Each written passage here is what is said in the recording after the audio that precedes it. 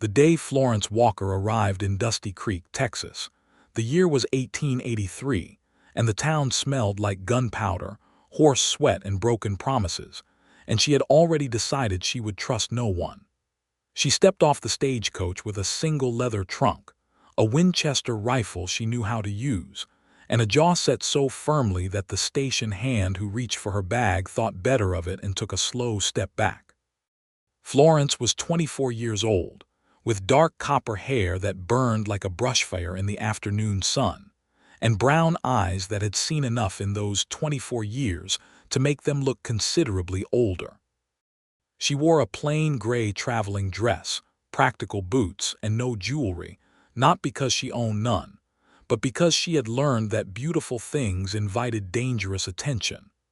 Dusty Creek was a cattle town in the Texas Panhandle, a place where the horizon swallowed everything that came near it, and the wind never stopped arguing with itself.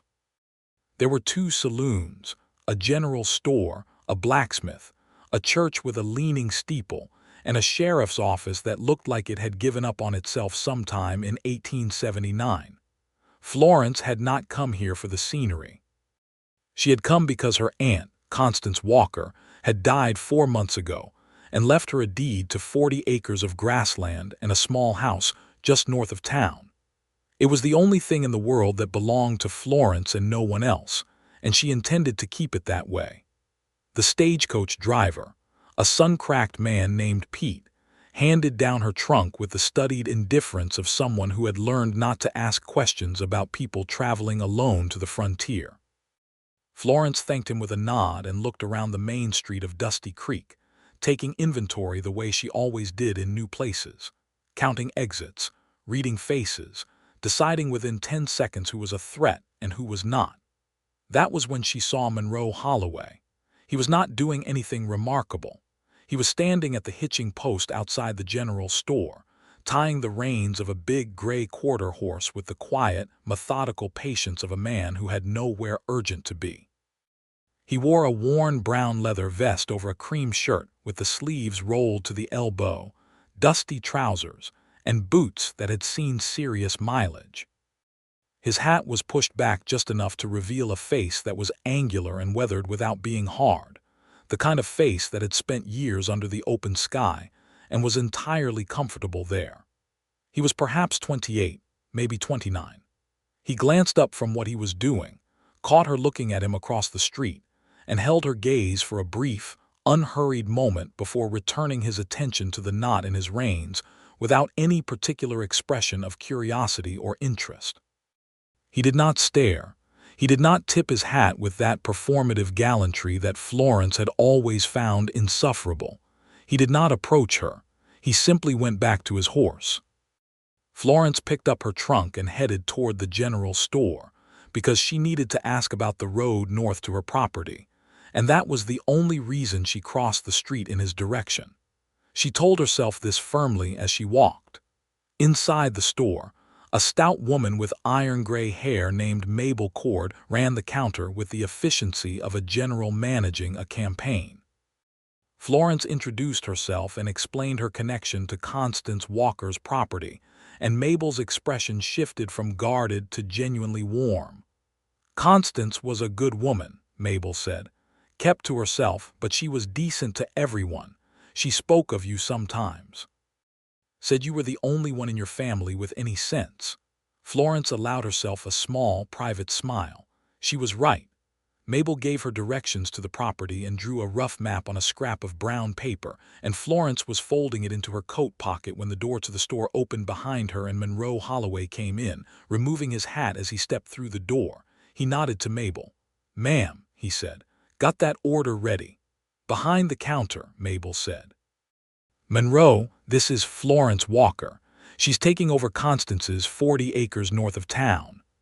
Monroe looked at Florence with the same unhurried calm she had noticed from across the street. "Miss Walker," he said simply, without the loaded curiosity most men couldn't seem to help themselves from expressing when they encountered a woman alone on the frontier. "Mr. Holloway," Florence replied. He picked up his order, a wrapped package of what turned out to be fence hardware and a sack of coffee, paid Mabel, and walked back out the door. No lingering, no searching questions, no performance of helpfulness designed to create obligation.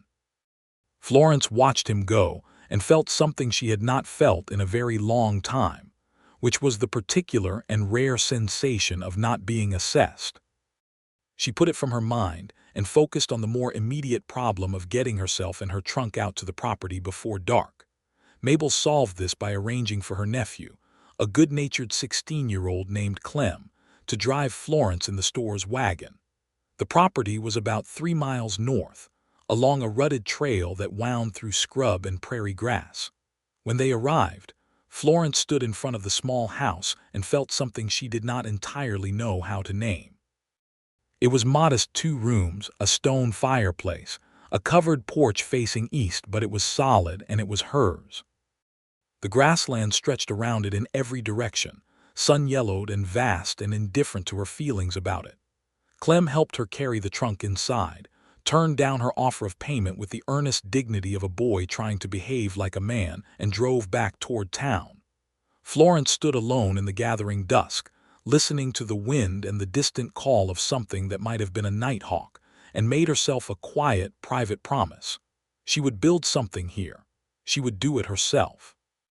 She would not ask for help, and she would not owe anyone anything, and she would be fine.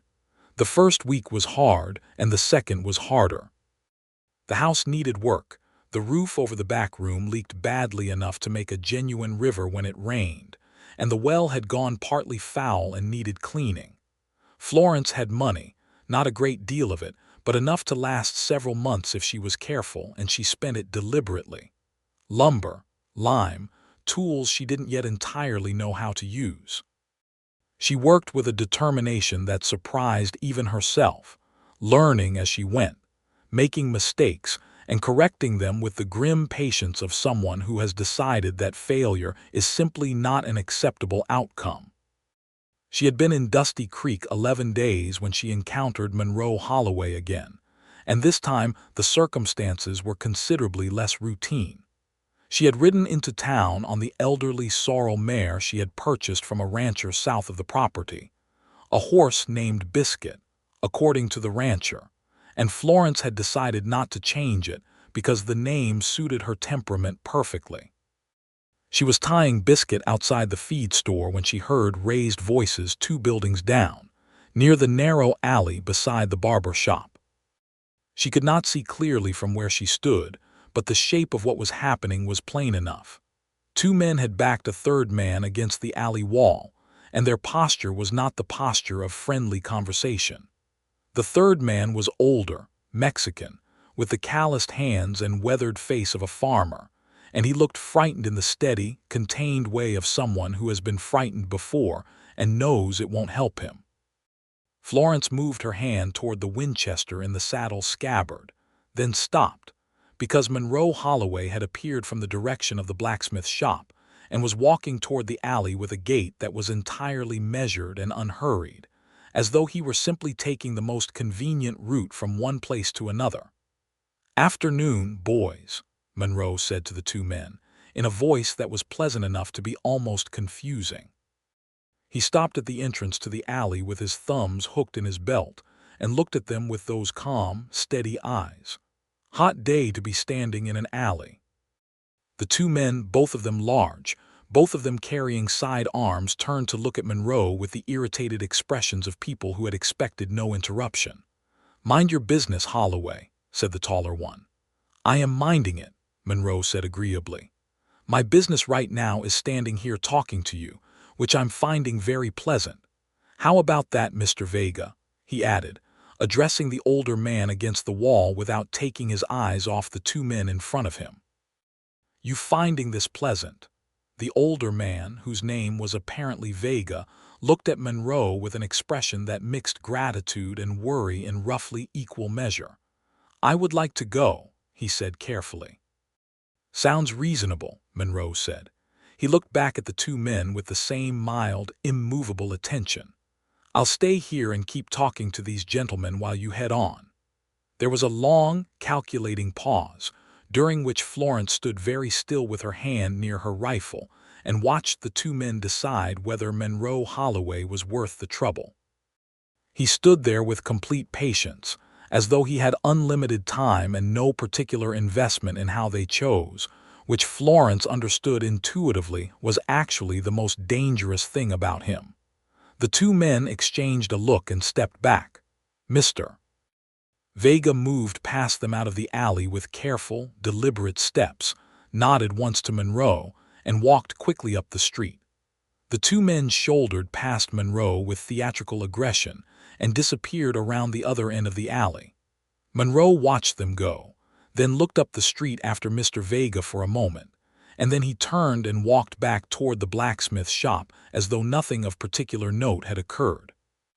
He passed within 20 feet of Florence without knowing she had watched the whole thing, and she stood there holding Biscuit's reins and feeling something shift inside her chest that she had no immediate interest in examining too closely. That evening, back at her property, she sat on the porch as the sky went pink and gold along the western edge and thought about what she had told her friend Clara, back in Abilene, before she left. Clara had been urging her to open herself to people, to stop treating every human being as a potential threat, and Florence had said something she hadn't entirely meant to say out loud, that she would only trust a man who did not ask her to. Clara had laughed and called it an impossible standard, and maybe it was, but Florence had meant it. Every man who had ever hurt her, her father, her first employer, the man in Abilene who had called himself her friend while quietly dismantling everything she built, had asked for her trust before taking it and breaking it. They had all presented themselves as deserving, as necessary, as safe. They had asked, and she had, God help her, believed them. Monroe Holloway had not asked for anything. He had not looked at her as though she were a problem to be solved or an opportunity to be managed. He had helped an old man in an alley and then walked away without making sure anyone had noticed. And he was present in her life in the quiet, persistent way of the landscape itself, not demanding attention, but impossible to entirely ignore. She went inside and told herself to go to sleep. In October of 1883, a cold front pushed down from the north, and the temperature dropped 20 degrees in an afternoon. Florence had not yet finished weatherproofing the back roof, and when the rain came, it came with a violence that overwhelmed her temporary repair and began soaking through the ceiling of the back room. She spent 3 hours in the driving rain doing the best she could with tar paper and nails, and when it was over she was soaked to the bone, exhausted, and not at all surprised when she woke the next morning with a rattling chest cough that she recognized as the beginning of something serious. She managed for 4 days on her own before the fever took her properly. She had enough food and enough water drawn from the well, but by the 5th day she was not entirely sure what day it was, and she was burning with the kind of heat that made the room swim at the edges. She was lying on her cot with her Winchester propped against the wall within arm's reach, old habit, when she heard boots on the porch steps and went rigid with the instinctive alertness of illness. A knock at the door, firm and even. "Miss Walker, it's Monroe Holloway. Mabel Cord asked me to check in on you. She said you hadn't been to town in 4 days and she was worried." Florence lay still, making rapid assessments. She was in no condition to be useful to herself if there was a threat. She was also, she acknowledged, in no condition to be proud about it. "Come in," she said, and was startled by how thin her voice sounded. The door opened and Monroe stepped inside, taking off his hat and letting his eyes adjust to the interior light. When he saw her on the cot, he went still for a moment, reading the situation with the swift, quiet competence she was beginning to understand was simply how he operated. "All right," he said. He set his hat on the peg near the door, went to the fireplace, and built a fire with the wood stacked beside it, working quickly and without commentary. He found the kettle, filled it from the water bucket, and hung it over the growing flames. He pulled the chair from the table to the side of the cot and sat down, leaned forward with his forearms on his knees and looked at her with those steady brown eyes. "How long have you had the fever?" he asked. "Since Tuesday," Florence said, "I think." "Today is Saturday." She absorbed this. "Oh," she said, "do you have any willow bark, quinine?" cabinet above the stove, both. He found them, prepared the willow bark tea with the efficiency of someone who had done it before, and brought her the cup when it had steeped. He did not help her sit up. He simply handed her the cup and waited. She pushed herself up on one arm and took it from him, and he sat back down in the chair. "Eat anything today?" he asked. "Not much. I've got biscuits and some dried venison in my saddlebag. That'll do for a start." He went out to his horse and came back with food. He sat with her while she ate, not talking beyond what was necessary, not filling the silence with the nervous cheerfulness some people used to make themselves comfortable in rooms where someone was sick. He just sat, with the same patient quality she had noticed about him from the first day, as though being present in a difficult situation was not a hardship, but simply the next obvious thing to do. Florence drank the tea and ate the biscuits and watched him from under her lashes and did not say what she was thinking, which was that no one had sat quietly in a room with her when she was sick since her mother died when she was 12 years old. He came back the next day, and the one after that. He brought food from Mabel's store, brought more wood, replenished her water buckets. On the third day, he brought a woman named Ruth Elkins, a no-nonsense widow in her 50s, who lived half a mile east. And Ruth took over the nursing duties with competent authority while Monroe fixed the back roof properly, the one that Florence had been struggling with since September. She heard him up there in the cold, working steadily, and she would have objected except that she felt too miserable to form the words, and if she was honest, the roof needed fixing. By the end of the week the fever had broken and Florence was sitting up, thin and pale and irritable in the specific way of someone who has been forced to accept help against their nature. Ruth had gone home. Monroe knocked at the open door and came in with a pot of actual soup, real soup, with chicken and vegetables that Mabel had sent. "You didn't have to do all this," Florence said, because she felt she needed to say it. "I know," Monroe said. He put the soup on the table and poured her a bowl and set it down and went to stand at the window, looking out at the prairie the way he sometimes did, as though the landscape required periodic checking. Florence ate the soup and looked at his back and thought about the way he had come every day for a week, and had never once said anything like, "I hope this shows you that you can rely on me," or "you should accept that you need people," or any of the things men said when they wanted credit for their goodness. He had simply done what needed doing and left credit entirely out of the transaction. She said, "How is it that you always seem to be somewhere useful?" He turned from the window. There was a faint something at the corner of his mouth that might have been the beginning of a smile. "Just happens that way, I suppose." "Who are you actually?" she said. "I know you're a rancher. I know your name. I don't know much else." He came back to the table and sat down across from her, and for a few minutes he actually talked, in the considered way of someone who does not often do it and is choosing what to say deliberately. He was from Missouri originally. He had come to Texas 10 years ago at the age of 18, with a friend named Calvin who had died of typhoid in the summer of 1876, and Monroe had stayed because there was nothing particular calling him back, and because the land here suited some quality in him that he couldn't fully explain. He had worked cattle for 5 years, saved money with the careful stubbornness of a man with a specific goal, and bought his own 120 acres 2 years ago. He ran cattle, kept horses, and was quiet enough about his business that most people in Dusty Creek had formed their own assumptions about him and not generally bothered to verify them. "Do you like it here?" Florence asked. He thought about it genuinely, not just producing the reflexive answer. "Yes," he said finally, "I like the space.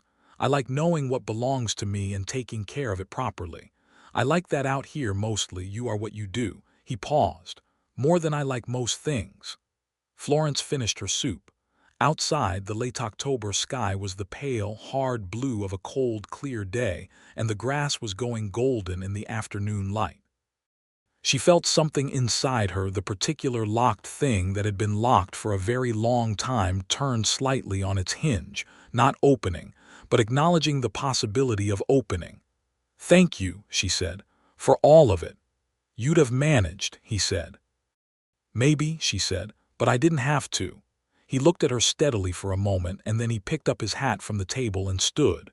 "Rest another day or two," he said. "That cough isn't done with you yet."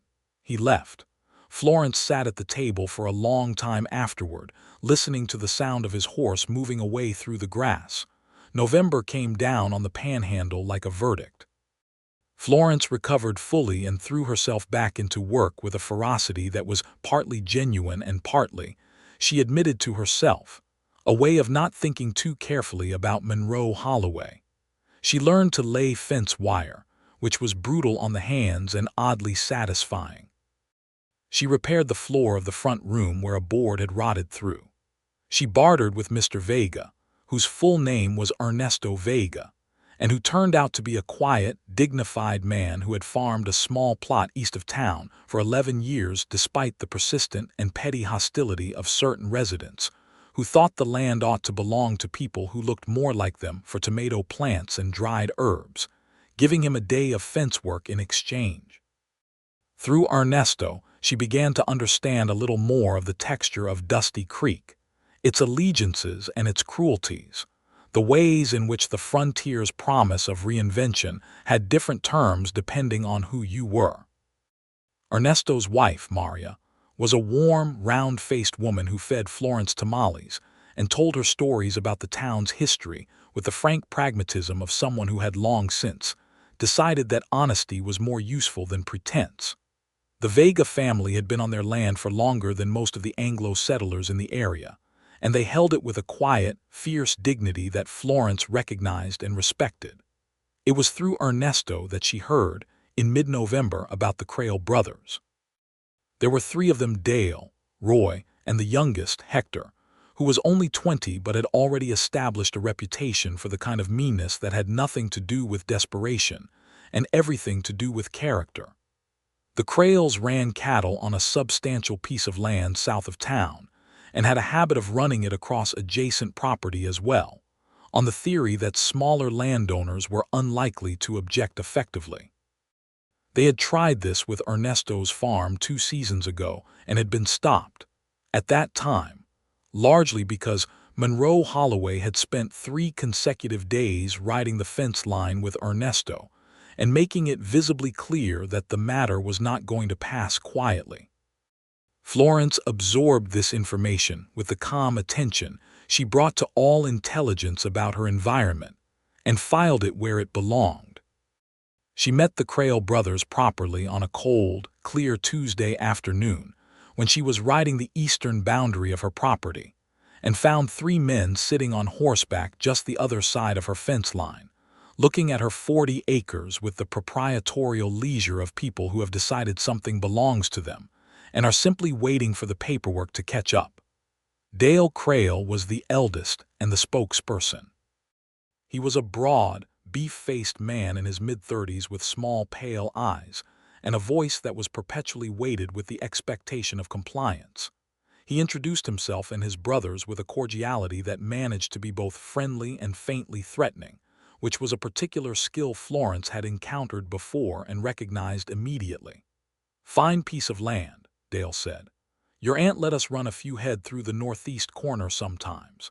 Easier for us than going around." Florence looked at him. "My aunt is dead," she said, "and this fence marks my property line." Dale smiled with the patient tolerance of a man explaining something simple to someone slow. "Now, Miss Walker, I'm not trying to cause you any trouble. We're neighbors after all. A lady alone out here, it makes sense to have good relations with the people around her." Florence recognized the architecture of this argument. The word lady, which was meant to make her feel protected and thus manageable, the word alone, which was meant to remind her she was vulnerable, and the phrase good relations, which was meant to imply that bad relations were also available. "I appreciate the thought," she said. "The answer is no." She held Dale Crail's gaze without any particular agitation, the way you held the gaze of an animal that needed to understand that you were not smaller than you were. And eventually, Dale Crail clicked his tongue and turned his horse. His brothers followed. They rode south without looking back, which she noted as a point in their favor compared to men who had to have the last word, but she was not under any illusion that the matter was concluded. She rode back to her house and stoked the fire and sat down and thought for a while, and then she took out paper and a pencil and began writing down everything she knew about her property deed and the relevant land rights as she understood them. Knowledge, she had always believed, was the most reliable weapon. She saw Monroe the following Saturday, which was an entirely ordinary encounter. She had ridden to Mabel's store for supplies, and he was there picking up a new coil of rope. They talked briefly on the porch about nothing in particular: the coming cold, the condition of the North Road after the last rain, whether Mabel's new stock of coffee was better than the last batch. It was the kind of conversation that was unremarkable in its content and remarkable in its texture, the easy, unhurried quality of two people who had no performance to maintain with each other. He did not ask about the Crail brothers. He did not ask if she was having any trouble, or whether she needed anything, or whether the winter preparations were going all right. He just talked to her as though she were exactly what she was, a capable person living her life in a place he also happened to live his. Florence rode home in the last of the afternoon light and caught herself smiling at nothing in particular and made herself stop. In December, Dusty Creek had a brief and improbable social life in the form of a Christmas dance at the church. Mabel Cord organized it with the iron competence she brought to everything, and attendance was more or less mandatory by social convention for everyone within reasonable riding distance. Florence was not particularly interested in dances, but she understood the political value of being seen as a normal, participating member of the community rather than an eccentric recluse, and so she put on her one good dress, dark green wool, the sleeves trimmed with a little ivory lace, practical but decent, braided her copper hair up, and rode Biscuit to the church on the cold, star-bright night of December 21st. The church was warm with lantern light and the body heat of approximately 60 people, decorated with pine boughs and red ribbons, and smelled promisingly of wood smoke and cider. Florence found Mabel and Ruth Elkins and the Vega family and spent the first part of the evening in comfortable conversation, watching the room with the assessing habit that she was beginning to recognize she might never fully lose. She saw Monroe come in about an hour into the evening, alone, shedding his coat and hanging it on the rack near the door with the economic movements of someone comfortable in his own skin. He spoke to a few people, accepted a cup of cider from the table, and stood against the far wall in a posture that managed to communicate genuine presence without the aggressive sociability of someone who needed to be noticed. He saw her at the same time she saw him and gave her a small nod across the room, which she returned.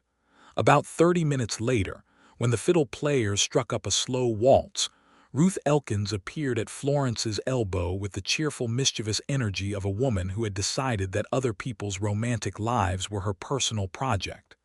"Monroe Holloway has been looking at you all evening," Ruth said. "He has not," Florence said. "He has. I am 52 years old, and I have been reading people since before you were born, Florence Walker, and that man has been looking at you." Florence took a measured sip of her cider. "Then he can come and say something if he wants to." Ruth made a small satisfied sound, as though this were exactly the answer she had been hoping for. Monroe did not come say something immediately. He talked to Ernesto Vega for a while, and to the blacksmith, a big quiet man named Sam Aldridge, and he helped one of the older ranchers whose wife had spilled cider find a towel to clean it up.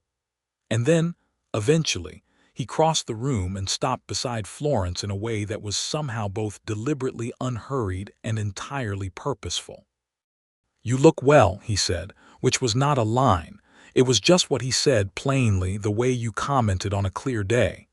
"So do you," Florence replied.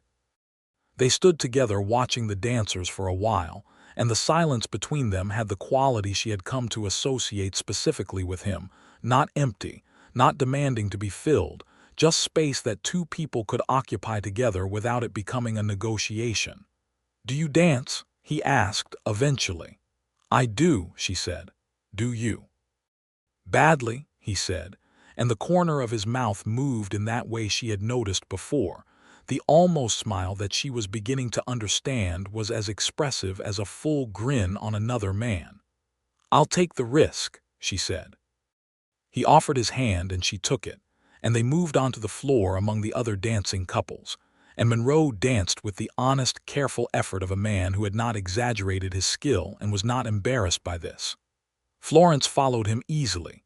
She was a good dancer, and it was simple to accommodate his lead.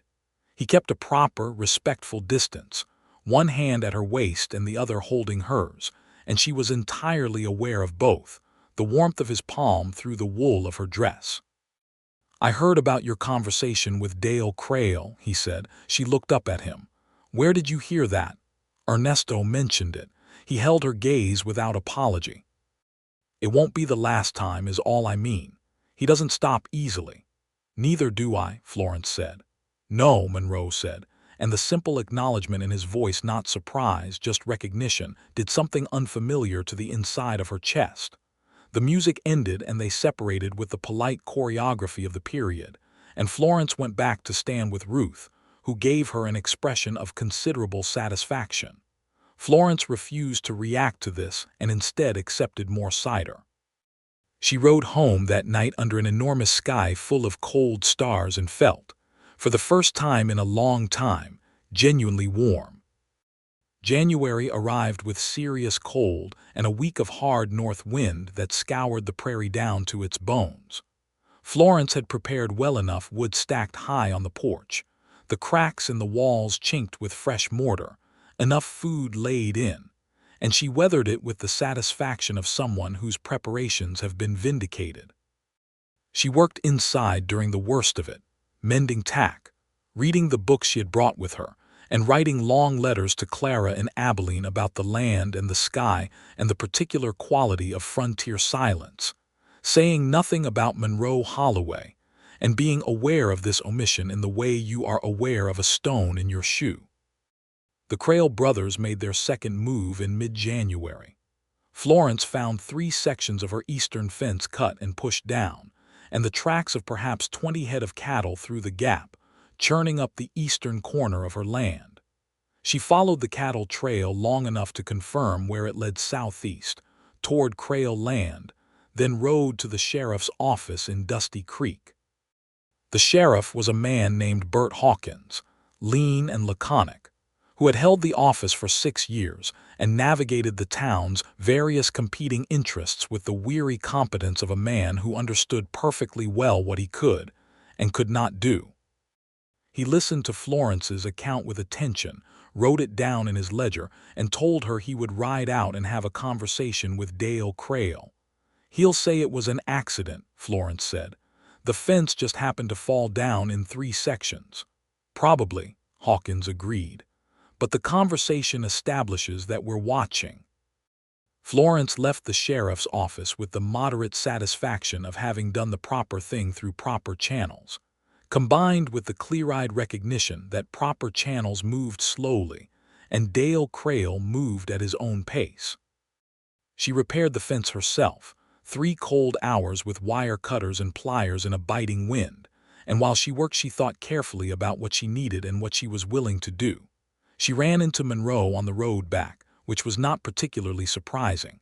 The north road into town was the same road that led to both their properties, and they often crossed each other's path. He pulled up his gray horse and took in the wire cutters and pliers hanging from her saddlebag. "Fence trouble," he said. "The Crails," she said. Something in his expression went still and level, not angry exactly but resolved in a way that had its own kind of weight. "Bad. 3 sections cut." "I've fixed it." She paused. "I've spoken to Hawkins." Monroe nodded slowly, processing this. "He did not say anything like you should have come to me or you shouldn't be out here fixing fences alone. He didn't offer to come post himself on her property. He just sat on his horse in the cold road and thought. 'Your eastern fence runs along the old creek bed, doesn't it?' he said. 'The lower section does, yes. My eastern boundary runs the same line about 1.5 miles south of your property.' The Crails have tested it twice. He said this without drama, as a simple geographical and historical fact. The line is defensible if you keep records of every incident. I intend to, Florence said.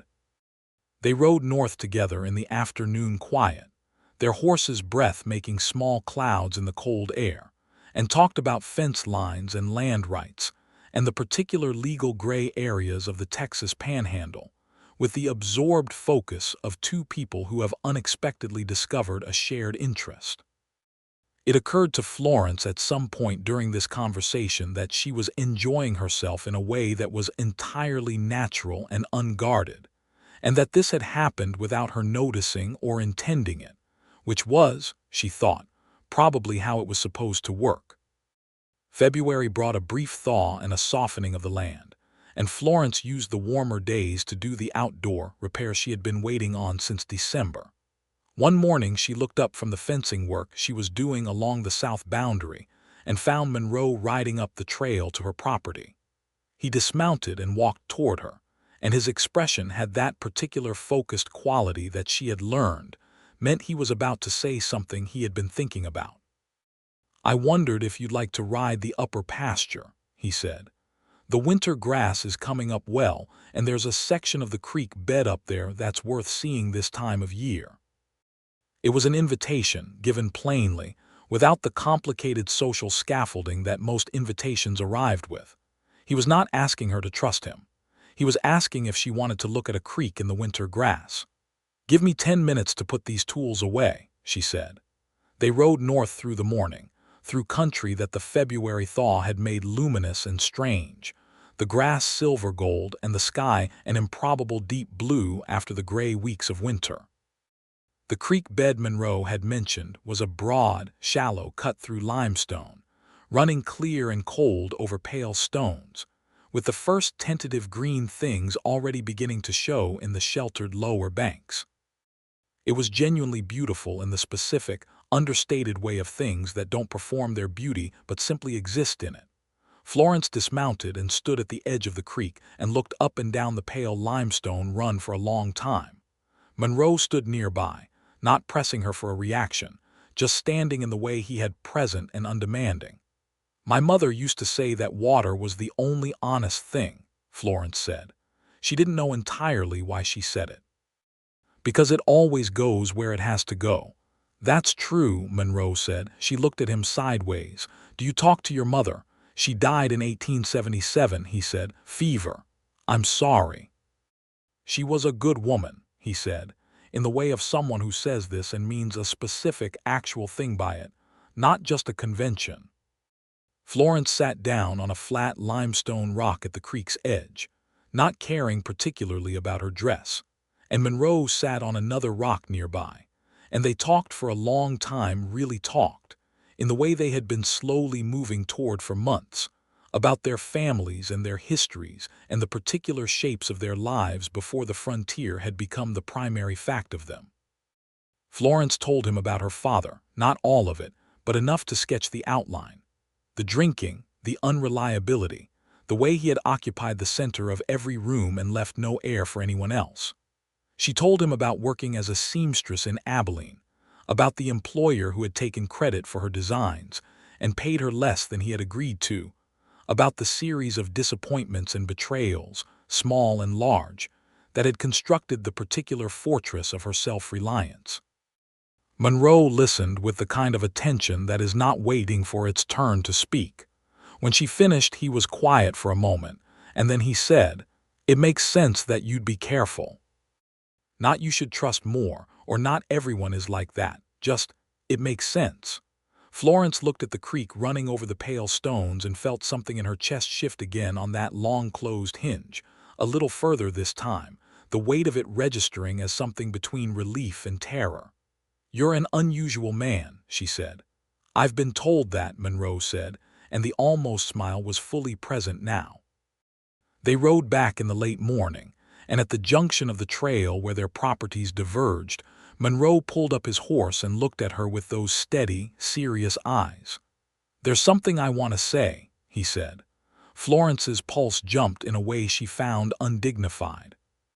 She kept her expression even. "All right. I find myself wanting to be wherever you are," Monroe said. "I have since approximately the second day you were in Dusty Creek." He said it with the same direct, unembellished honesty he brought to everything, without performance or embellishment, as though it were a simple statement of observed fact. "I'm not asking you to do anything about that. I just wanted you to know it." Florence looked at him for a long moment, the cold February air between them bright and still. "Thank you for telling me," she said. He nodded, as though this were sufficient, and turned his horse south toward his own land. Florence rode north toward her house and did not smile until she was sure he couldn't see her, and then she smiled so widely that Biscuit turned one ear back in inquiry. March came in like the country itself had decided to put its full effort into spring. The grass on Florence's 40 acres came up green and long after the rains, and she made her first real decision about the land's future. She bought 4 dairy cows from a rancher north of town, borrowed a churn and a cheese press from Maria Vega, and began the methodical work of building a small dairy operation. It was practical. The town needed dairy products. She had the land and the water, and the income would let her build the operation out further over the following year. She was in the corral with the new cows on a warm March afternoon, learning their personalities. Dairy cows, she had discovered, all had distinct personalities and strong opinions, when Monroe rode up.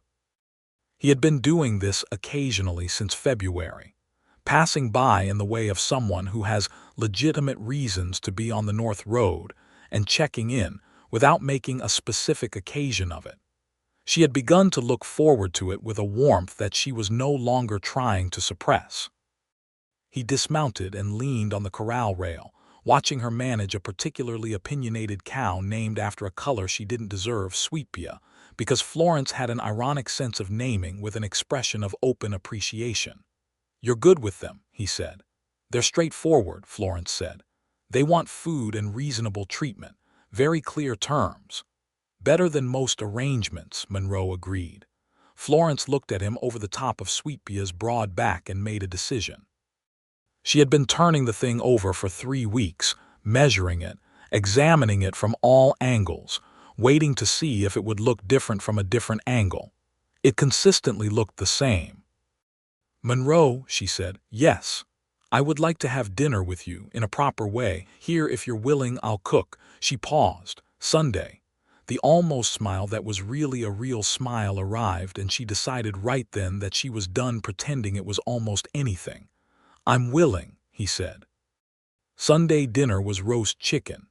She had a small flock of chickens, another practical acquisition, with roasted vegetables from the modest kitchen garden she had started along the south side of the house, and a dried apple pie that represented the best of her baking capacity, which was decent but not spectacular. Monroe arrived at 6 o'clock on the dot, because of course he did, with a bottle of wine that she suspected had traveled a significant distance to end up in Dusty Creek, and his best shirt, which was a deep blue that did very pleasant things in the firelight. They sat at the table she had built herself, slightly uneven but solid, and ate and talked, and it was, Florence thought, the most natural thing she had done in years. He told her about his first year on his own land, the mistakes and the recoveries, with the unsentimental humor of someone who can laugh at past difficulty without needing to minimize it. She told him about the dairy operation and her plans for the next year, and he listened with genuine engagement and offered exactly one piece of advice, clearly labeled as such and not pressed when she considered it and made a different choice. After dinner, they sat on the porch in the warm March night with cups of coffee and listened to the prairie's night sounds, crickets beginning to return, the distant low of one of her cows, the wind through the high grass, and Florence thought about what she wanted to say and said it. "That day in February when you told me what you told me," she said. "Yes," Monroe said. "I've been thinking about it since." "I imagined you might be," he said. "I wasn't trying to hurry anything." "I know," she said. "That's partly what I've been thinking about." She looked out at the dark grass and the enormous sky full of stars and let herself say the true thing. "I think I love you. I'm fairly certain I have for a while. I've just been very slow to admit it because I'm not an easy person to get to that place, and you were patient enough to let me get there on my own." Monroe was quiet for a moment, and when she looked at him, she found him looking at her with an expression so open and honest that she felt it like a physical thing. "I know you're not easy," he said. "I didn't want easy. I wanted you." Florence looked at him for a long, clear moment, and then she reached across the space between their chairs and put her hand over his, and he turned his hand over and held hers with a quiet, certain grip. And they sat like that in the warm night while the stars wheeled slowly overhead and the Texas panhandle breathed all around them. He kissed her when he left that night properly, genuinely, his hand cupping her face with the careful reverence of something important, and rode home through the darkness. And Florence stood on her porch for a long time afterward, looking at the stars and feeling, for the first time in her adult life, entirely at ease in her own life. April was warm and full of the kind of light that makes everything in the western landscape look like a painting of itself. Florence's dairy operation was producing well. She had found a steady market in Mabel's store and with several families in the area, and her property was beginning to look, unmistakably, like a working homestead rather than a project in progress. She had repaired everything that needed repairing, planted a proper kitchen garden, established a small chicken house that didn't leak, and begun seriously considering acquiring a second horse so that Biscuit could have some relief from the heavier work. She and Monroe were in love with the specific, grounded quality of two people who have come to it carefully and without illusion. They saw each other several times a week. She would ride down to help with his cattle some afternoons, and he would come to her property on others, and on Sundays they alternated whose porch dinner was held on. The town noticed, because small frontier towns notice everything, and the noticing was largely benign. Mabel watched them with undisguised approval. Ruth Elkins declared herself personally responsible on the grounds that she had encouraged Florence at the Christmas dance, and Ernesto Vega, who missed very little and said very little, shook Monroe's hand one afternoon with a brief, dignified smile. The Crail brothers had not stopped. In March they had moved cattle through a different section of her fence lined the northwest corner this time, harder to monitor. And in early April, they had filed a spurious dispute with the county land office claiming that 2 acres of Florence's eastern boundary were actually included in a land grant that had predated her aunt's deed. Florence spent an entire afternoon with her deed documentation and the relevant land office records, which she had taken the trouble to obtain copies of in the winter, constructing a precise and detailed response to the dispute. She rode into town and filed it with the county land agent, a thin, precise man named Mr. Cooper, who clearly found both the dispute and Florence's counterfiling considerably more work than he preferred, and left him with the documentation and a look that communicated her intention to pursue the matter through every available channel if necessary. Monroe knew about the Crail situation in the general way, but she had been handling it largely independently, and she wanted it to stay that way. It was important to her that this problem be solved by her own competence and not by the proximity of a man who was respected in the community. She needed to know that the land was hers because she had defended it, not because someone had defended it on her behalf. Monroe, who understood this without her having to say it, did not insert himself into the land dispute. What he did do in April was ride his own southern fence line with Ernesto Vega on a Saturday and make it highly visible to anyone watching that he was attending carefully to his own boundaries, which shared a general geography with the Crail's ambitions. This was not the same thing as defending Florence's land. It was simply 2 landowners doing their own work in their own way, and if the effect was to remind the Crails that the landscape included people who were paying attention, well, that was just coincidence. Florence, when she understood what he had done, loved him more than she had the day before, which she had thought was probably not possible. The county land agent ruled against the Crayles' claim in early May, confirming Florence's deed as recorded and dismissing the dispute for lack of supporting evidence. Florence read the letter twice, set it down on her table, and sat quietly for a moment with the specific, clean satisfaction of a righteous outcome achieved through proper means. Then she rode down to Monroe's place, where he was fixing a section of his own corral fence in the afternoon heat, and told him. He put down his tools and looked at her with those steady eyes and said, "Good." Just that. Not "I knew you'd win," not "I'm so relieved," not any of the things that would have made the victory partly his. Just, "Good. Your victory, you're good." Florence got off her horse and walked across the corral to him and kissed him in the full afternoon sunlight in a way that had nothing careful or measured about it, and he kissed her back with a warmth that had been patient long enough and was done with patience. Summer arrived on the Texas Panhandle like a physical force, pressing down from a sky so blue it was almost a color you had to argue with. Florence's dairy operation was properly established now: 6 cows, a consistent route of buyers, and a small but real income that was beginning to compound into something that looked like genuine stability. Her kitchen garden was producing abundantly, the chickens were healthy and contentious, and the house that had been a project was now, unmistakably, a home. She and Monroe spent the long summer evenings on whichever porch the direction of the breeze recommended, talking or not talking, comfortable in the specific way that two people are comfortable when they have stopped managing their impression on each other, and are simply together. He was teaching her to read weather, the color and quality of the western sky at sunset, the behavior of cattle before a storm, the particular smell of the air when lightning was coming, with the patient precision of someone passing on knowledge that had real consequence in this landscape. She was teaching him to bake, because she had discovered he had a genuine sweet tooth and no particular skill in that direction. And the Sunday afternoons they spent in her kitchen, flour everywhere, Monroe following her instructions with the solemn, focused attention he brought to mechanical tasks, and applying it to biscuit dough, were among the most genuinely happy afternoons of her life. In July, on a hot, still evening when the sunset had made the western sky a catastrophe of orange and red, Monroe sat across from her on her porch with his coffee and said, "I want to ask you something." Florence looked at him over her own cup. Something in his expression, the particular stillness of it, the careful attention told her what was coming before the words did.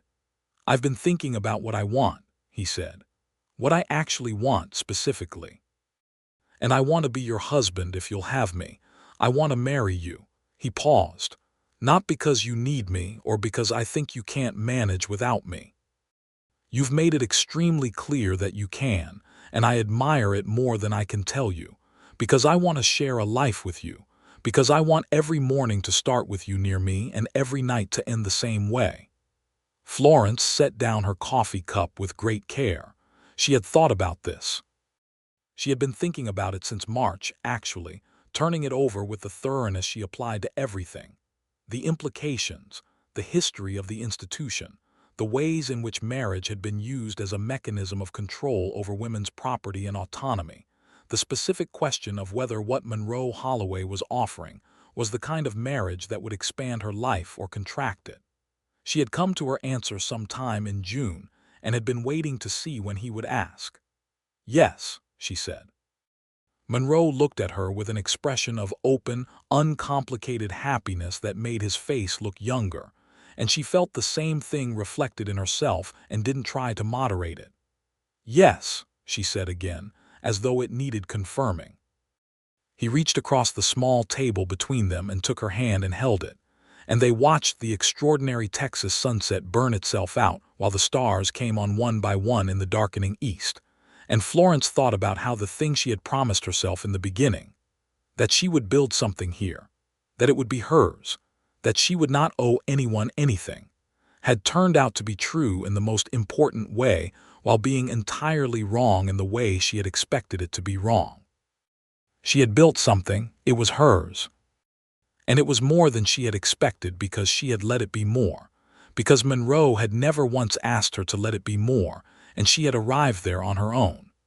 They were married in the Dusty Creek Church in September of 1884, on a clear golden morning that smelled of autumn grass and cooling air. The ceremony was simple. Florence had no interest in spectacle and Monroe shared this preference, but the church was full because they both had more people who cared about them than either of them had entirely realized. Mabel Cord and Ruth Elkins in the front pew radiating proprietary satisfaction, Ernesto and Maria Vega with their 3 children, Sam the blacksmith, the rancher who had sold Florence her cattle, a handful of Monroe's neighbors and fellow ranchers who had made the ride in. Sheriff Hawkins stood in the back with his hat in his hands, which was the most sentiment Florence had ever seen him display. Florence wore a dress she had made herself, cream-colored wool with embroidery along the cuffs and collar, the kind of work that showed serious skill, and carried a small bunch of late-blooming prairie wildflowers that Monroe had left on her porch that morning without a note, because he understood that she would know they were from him. The Reverend asked each of them, in the traditional form, if they took the other freely and of their own will, and when it was Florence's turn, she looked at Monroe and said yes with a completeness and certainty that surprised even her with its depth. Monroe's voice when he made his vows was even and clear, and his eyes on hers didn't waver. When it was done, when the Reverend pronounced them married and Monroe kissed her in the warm church with 60 people watching, Florence felt the last of the locked thing open entirely, without drama or fanfare, as quietly as a door that has been waiting a long time for someone patient enough to turn the right key. The celebration afterward was held at Mabel's store, which had been cleared of shelving along one wall and furnished with long tables bearing enough food to constitute a genuine feast.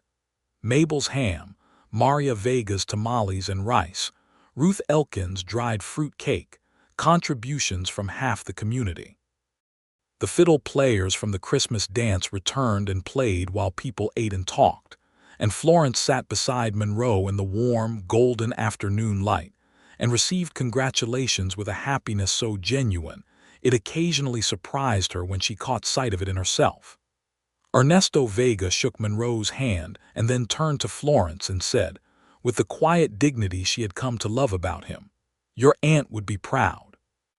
Florence took his hand in both of hers and thanked him in the way that meant something real, and Ernesto nodded and moved away, and Maria caught her eye from across the table with a warm, knowing smile. Dale Crail, it should be noted, did not attend the wedding, nor did his brothers. The land dispute was permanently settled, the fence was whole, and the Crails had, in the past several months, redirected their attentions to property disputes further east. Florence noted their absence without emotion and turned back to her husband. Her husband. The word sat in her mind with a strange, clean rightness. They spent the first night of their marriage at their homestead, and in the morning Monroe moved the last of his practical belongings from his property to hers, because the house on her 40 acres was better built and better situated, and because the logic of it was clear and neither of them was interested in sentiment over practicality. His land, the 120 acres to the south, he kept and ran cattle on, which he could do while living at the homestead. The combined property and operations made something substantially more than either alone. Florence stood in the yard on that first morning and watched Monroe carry a box of tools into the barn she had built in the spring, and felt the particular profound ordinariness of a life that is exactly right, not dramatic, not performing itself, just real and solid and good. Autumn settled over the Texas panhandle with its particular beauty, the grass going copper and gold, the air cold and clean, the sky that specific shade of blue that only seems to exist in October. Florence and Monroe fell into the rhythms of a shared life, with the ease of 2 people who have been paying attention to each other long enough to already know where the other one prefers to stand. He was meticulous about his own side of the work and curious about hers. She found, to her genuine surprise, that having someone else in the house was not the constriction she had feared, but something like a relief, not relief from responsibility, but from the particular loneliness of competence, the exhausting business of being equal to everything alone. She told him this one night in November, lying in the warm dark with his arm around her and the sound of wind against the house, and he was quiet for a moment before saying, "I know what you mean." Then, after another moment, "I spent a long time being fine alone. I'd rather be fine with you." Florence pressed her face against his shoulder and let herself be entirely there, which was something she had been practicing and was getting better at. In the spring of 1885, Florence discovered she was pregnant. She told Monroe on a Sunday morning while they were having coffee on the east-facing porch, watching the early April light come up gold over the grass, and she watched his face go through something complicated and arrive at a kind of happiness that was quieter and deeper than the simple kind. He set down his coffee and looked at her and said, "How are you feeling?" Not "how do you feel about this" or "is this what you wanted" or any of the questions that were really about his feelings expressed as concern about hers. Just "how are you feeling?" "Strange," Florence said honestly. "Surprised, good, I think, a little terrified." "That seems right," Monroe said. He took her hand and held it in the morning light. The pregnancy was, on the whole, not a graceful experience. Florence was sick through most of the first 4 months, which she found insulting given that she had imagined herself to be someone who would approach pregnancy with practical efficiency. She was not efficient and she was not graceful, and she was occasionally short-tempered in ways that she apologized for afterward. And Monroe navigated all of this with the same steady patience he brought to everything. Not hovering, not making too much of it, just present and useful and unsentimental about the difficulties. Maria Vega was her primary support through this period, coming 2 mornings a week with herbs and practical knowledge, and the kind of companionship that does not require emotional management. Ruth Elkins contributed opinionated advice and genuinely useful food. Mabel Cord stocked the particular crackers that Florence could keep down in the bad months and did not comment on the quantity purchased. Monroe read everything available to him about pregnancy and birth, which in 1885 Texas was limited but not nothing, and arranged early for the services of the doctor who practiced out of a town 12 miles east, a capable woman named Dr. Ada Marsh who had trained in St. Louis and come west for reasons of her own. Florence liked Dr. Marsh immediately, which was fortunate, and their appointments became something she actually looked forward to, a straight-talking, knowledgeable woman who treated pregnancy as a physical process to be managed intelligently rather than a mysterious affliction to be endured passively. The sickness passed by midsummer and Florence entered the later months of pregnancy with something approaching the practical efficiency she had originally imagined.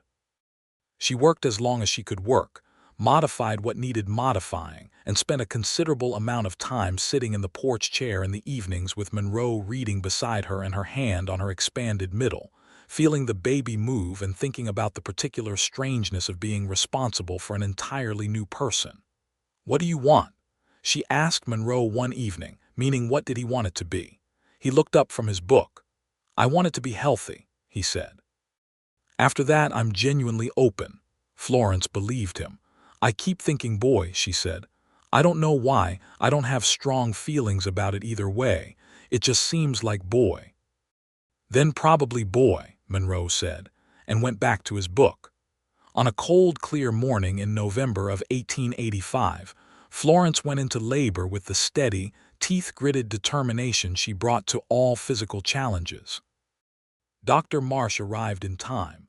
Monroe sat in the main room and was calm by extreme effort of will, and after many hours that Florence experienced as simultaneously endless and surprisingly focused, she held a baby boy who announced himself with a vigor that was, she thought, a promising character reference.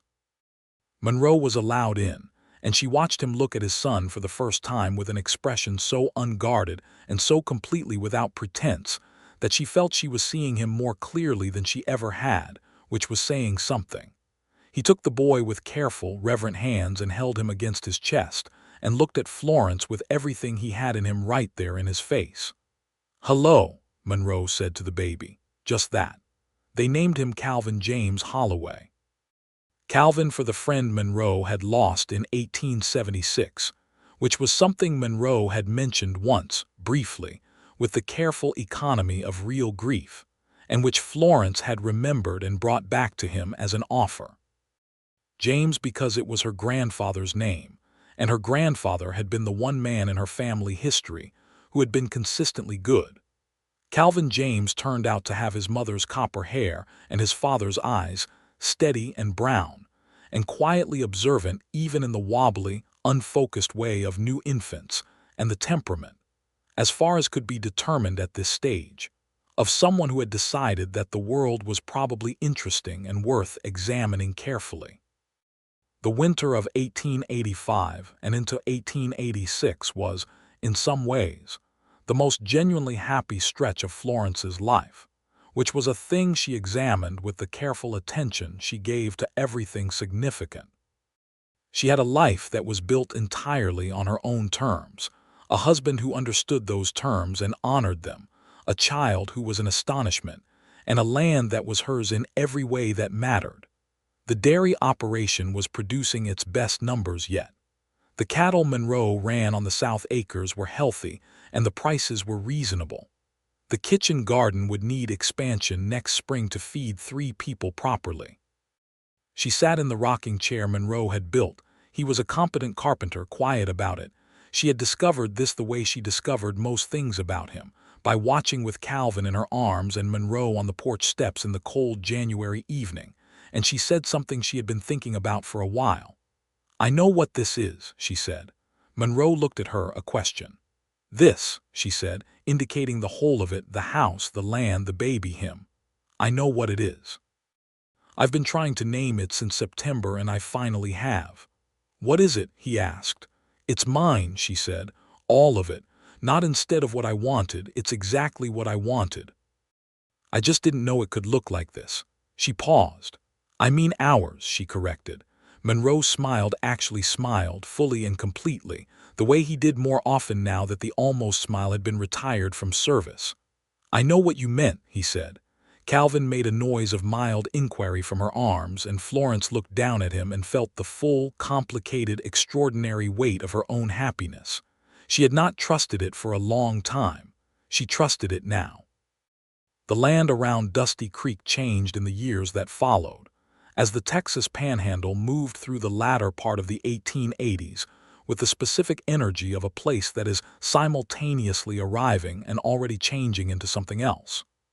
More settlers came, and more fences went up across the open range, and the cattle drives that had been the primary fact of the region began to shift as the railroad extended its reach, and the economics of ranching changed.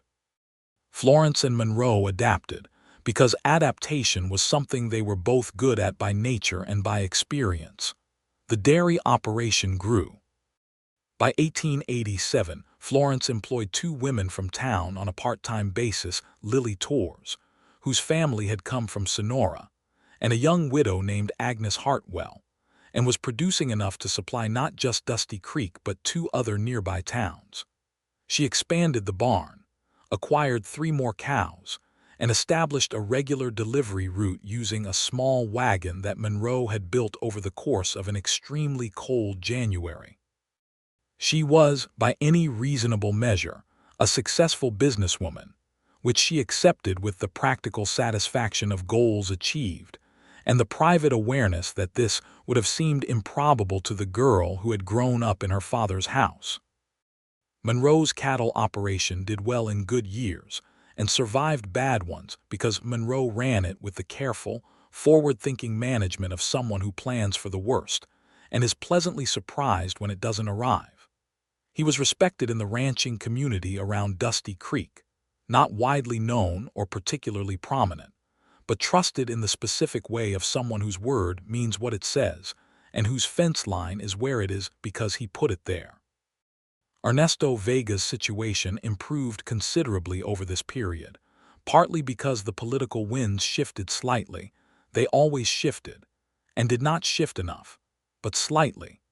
And partly because he had, over years, built a network of relationships with neighboring landowners including Monroe and Florence that made certain kinds of harassment more costly to those inclined toward it.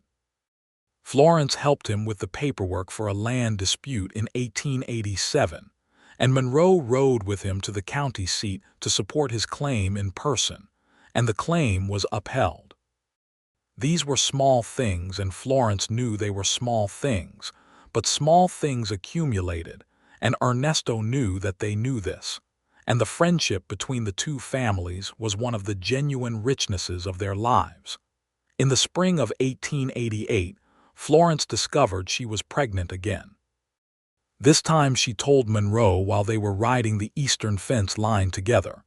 She had made it a habit of bringing him along on fence work in the years since the Crail situation, because she genuinely liked his company, and because the work was faster with two, and she stopped her horse and said it plainly and watched him take it in. Still terrified, he asked, meaning as she had been the first time. Less, she said, differently. He reached across the gap between their horses and touched her face briefly, with that particular tenderness he had that was never showy, and then they rode on and finished the fence line and talked about the weather, and whether the grass on the South Acres needed rotating.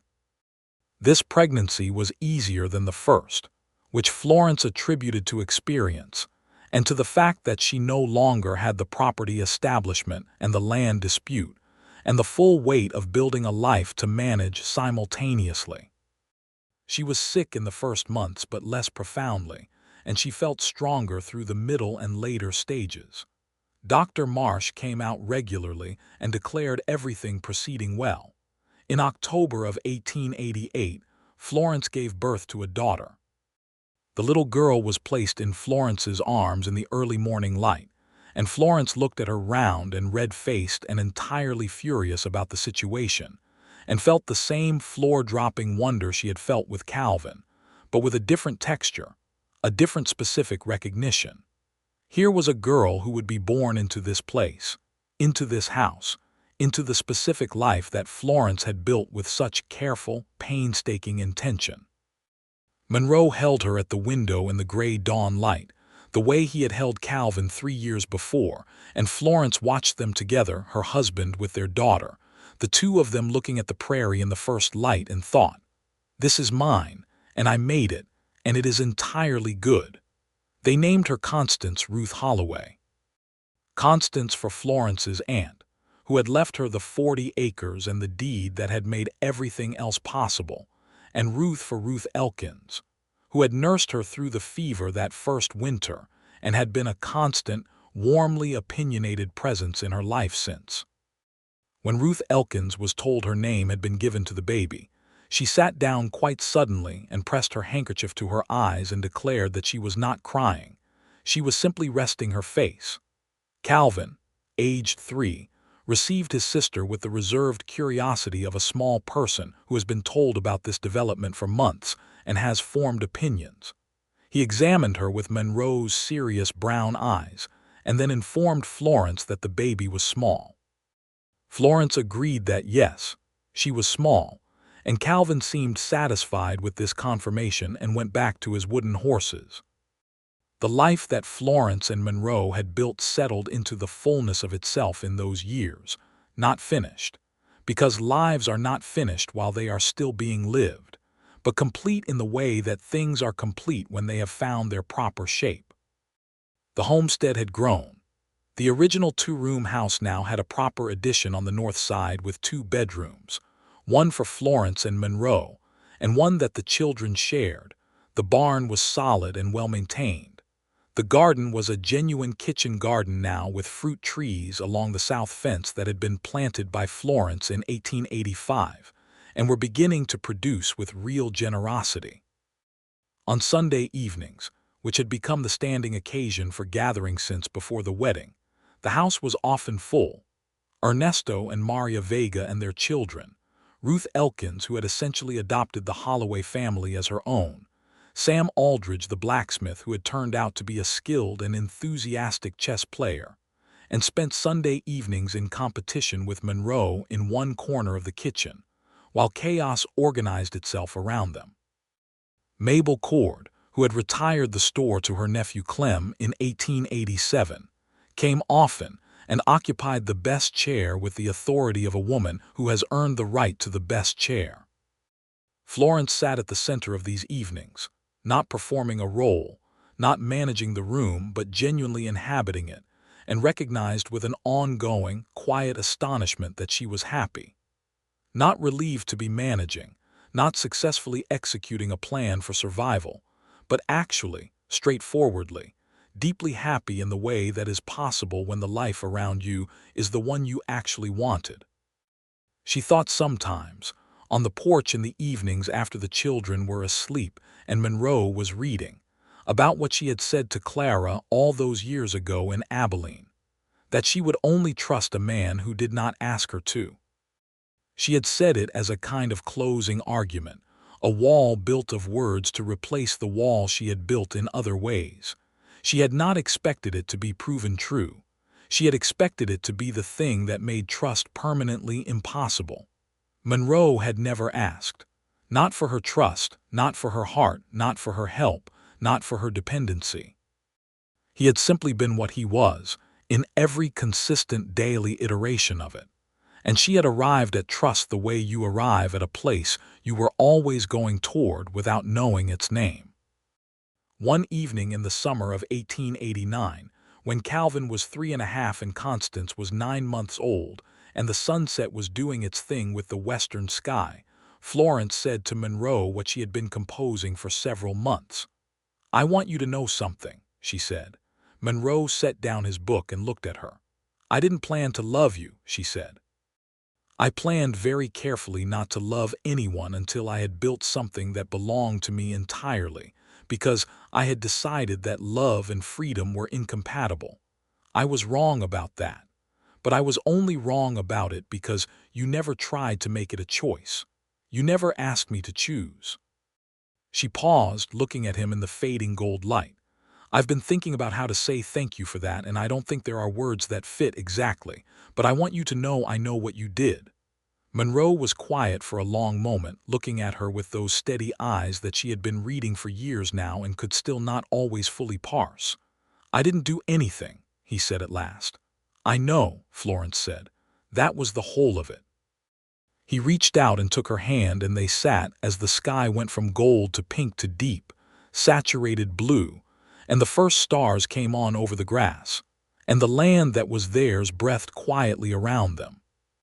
In the years that followed, the early 1890s, which brought changes to the Panhandle as surely as they brought changes everywhere, the Holloway homestead remained what it had become. A working, prospering place in the middle of a vast landscape, tended by two people who understood its value. Calvin grew into a serious, curious boy with his mother's intensity and his father's patience, endlessly interested in the natural world around him, the kind of child who brought injured birds inside and kept notebooks full of drawings of things he had observed. Constance proved to be her grandmother's name's opposite in temperament: loud, sociable, fearless, with a laugh that could be heard from the far end of the property, and utterly her father's daughter in the particular quality of her attention, which was complete and unhurried when she decided something was worth it. Florence's dairy operation had, by 1891, become a substantial enterprise. 11 cows, 4 workers, regular contracts with 3 towns, and the railroad depot that had been established 12 miles east in 1889. She kept the accounts herself with the meticulous precision she brought to everything numerical, and the figures told a story she found genuinely satisfying. Not rich, not extravagant, but soundly and sustainably prosperous in the way that comes from building on solid foundations. Monroe's cattle operation had contracted somewhat. The range was changing, the economics were changing, and he was thoughtful enough to shift with them. And he had put increasing acreage into winter wheat, which suited the land and the times.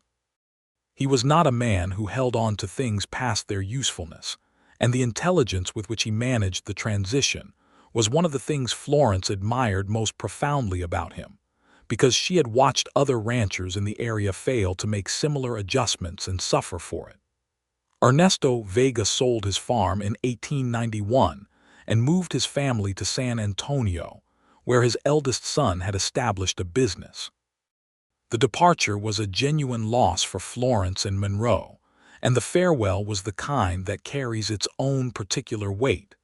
The goodbye of people who have shared a landscape and a solidarity and know they may not see each other again.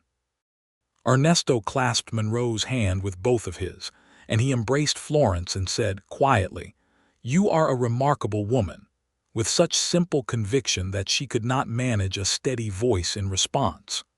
Maria Vega cried without embarrassment and made Florence promise to write, which Florence did reliably for years. Ruth Elkins continued to be a fixed and beloved point in their lives until 1893, when she died peacefully in her own bed at the age of 61, of what Dr. Marsh called simply heart failure, and what Ruth herself, in her last clear weeks, described as having been satisfied enough to stop. Florence sat with her in those final weeks and held her hand and listened to her talk, and Ruth told her, among other things, that she had watched Florence arrive in Dusty Creek 10 years ago with her jaw set like iron and her heart locked up, and that watching her become the person she was now had been one of the real pleasures of Ruth's later years. "I didn't change," Florence said. "You opened," Ruth said. "That's not the same as changing. The iron's still there. It's just not the whole of you anymore." Florence thought about this for a long time after Ruth was gone. She thought Ruth was probably right. The homestead in the spring of 1894, 11 years, after Florence had stepped off the stagecoach in Dusty Creek with a leather trunk and a set jaw, was a full and established place. Calvin was 9 years old and had decided he wanted to be a naturalist, a plan that Florence supported with complete seriousness and Monroe supported by bringing him books from the traveling library that came through Dusty Creek every other month. Constance was 5 and already managing the older children in the neighborhood with the serene authority of someone who has always known exactly what she wants and is slightly surprised that others are slower to figure it out. Monroe was 39 years old, and the years had treated him well. The angular face was more weathered. The hair at his temples had gone slightly silver, but the quality of him was unchanged, perhaps more fully itself. Florence was 35 and had stopped caring what this meant in terms of the conventions, because she had never much cared and had entirely stopped pretending otherwise. She was strong and weathered herself, her copper hair paler at the temples now, her hands calloused and capable, her bearing the bearing of someone who has tested herself against the frontier and found the contest satisfactory. They were on the porch in May, the anniversary month she associated with the land dispute ruling that had been one of the early turning points, when Monroe said, "Tell me what you would change." It was the kind of question he asked, sometimes direct and genuine, not testing for a particular answer but actually wanting to know. Florence thought about it seriously, which he had always appreciated and now expected. "Nothing structural," she said. "I would have been less afraid earlier." But I'm not sure that was possible. I was afraid for good reasons. She turned to look at him. "I might have let myself trust you a little sooner." "A little sooner how?" "Oh," she said, "Christmas of 1883. Monroe was quiet for a moment. "That would have been fast," he said. "I knew," she said simply. "I just didn't trust what I knew." He turned to look at her fully in that direct, complete way. "For what it's worth," he said, "I knew at the general store." Florence felt that warm, clean thing move through her chest that had not diminished in 11 years of regular occurrence. "When you didn't stare," she said. "When you didn't need me to stare," he corrected. She laughed, and it was a full and genuine laugh, the kind she had not been capable of in the early years when laughter felt like a door left open. She laughed and Monroe smiled the full, real smile, and the late May light came down over the prairie gold and warm, and the children's voices drifted from the side yard where Calvin was explaining something to Constance with intense seriousness. And Biscuit, who was elderly now and considerably more philosophical about life, grazed in the small paddock near the barn. This was the life Florence Walker had built. This was the life that had built her back, in ways she had not expected and could not have designed. It was not the fortress she had planned. It was something better, something that could take weather and change and still be solid at its foundation. It had been built from 40 acres and a deed, and a woman who had decided that the only trust worth having was the kind that no one demanded. And it had been built from a man who had understood this without being told, who had known somehow from the first unhurried glance across a dusty street in 1883, that the best thing he could offer her was not his help, not his protection, not his declaration, but simply himself, steadily present, making no demands, asking for nothing. She had trusted him entirely. She had arrived at it in her own time, by her own road, because he had never once suggested she should hurry, and never once implied there was a toll at the gate. And here they were, in the good, solid center of a life that was worth every careful step of the long road to it. The sun went down over the western grass in a sweep of orange and gold and pink, the colors so extravagant they seemed to require a response, and Florence sat beside Monroe on the porch of the house she had built, in the life she had chosen, and felt the complete and ordinary and extraordinary truth of being exactly where she was supposed to be, not by accident, and not because someone had led her there, but because she had known where she was going all along, and she had walked there herself. And he had walked beside her, and that had made all the difference.